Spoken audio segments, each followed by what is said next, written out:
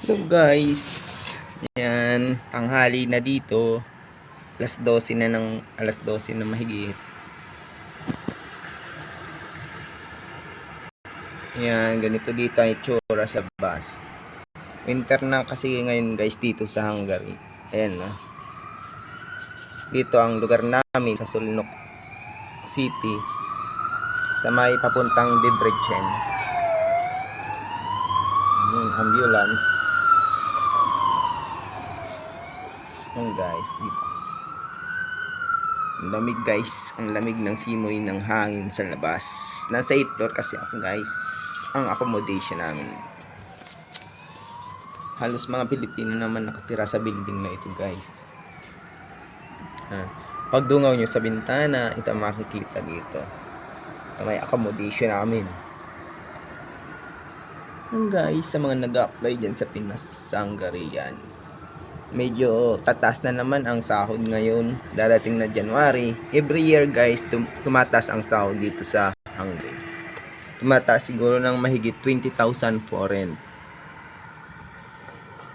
Or ano, magkano na yun?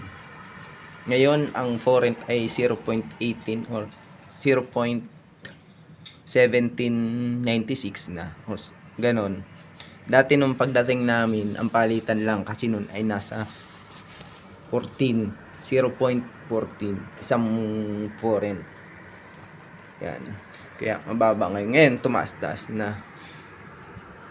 Kung ang monthly dito sa Hungary ay nasa 320,000 foreign na.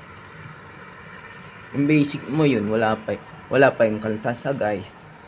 Kaso malaki lang ang tax dito.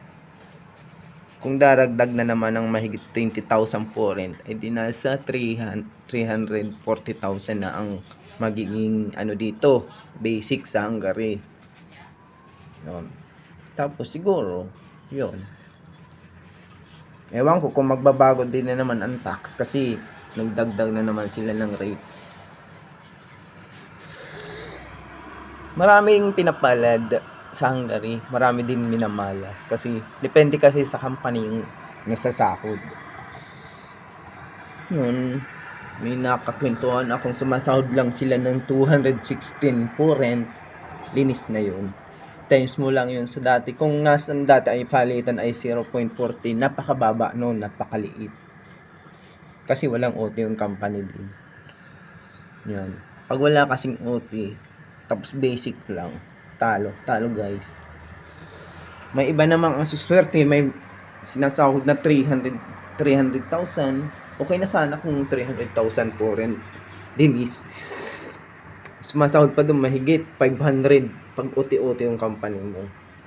Yan. Napakalamig guys, nanginginig na yung kamay ko video. Yan.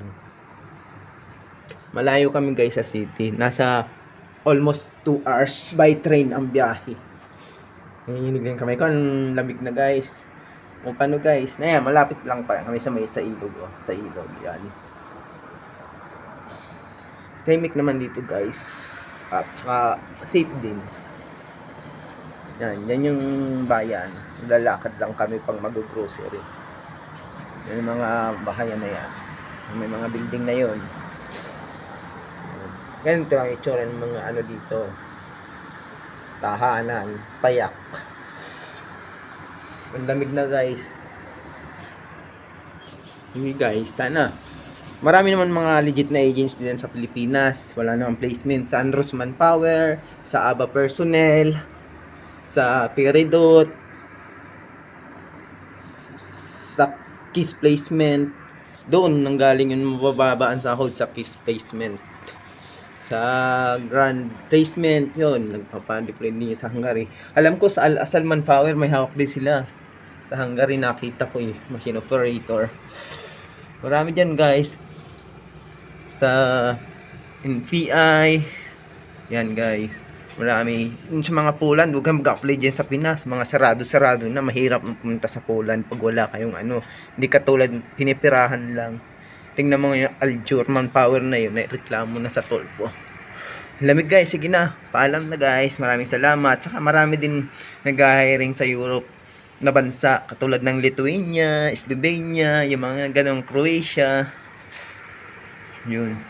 Pero sa Hungary medyo ewan ko. Depende na lang kung saan kayo mapupunta sa company. O paano guys, maraming salamat. Ang lamig na.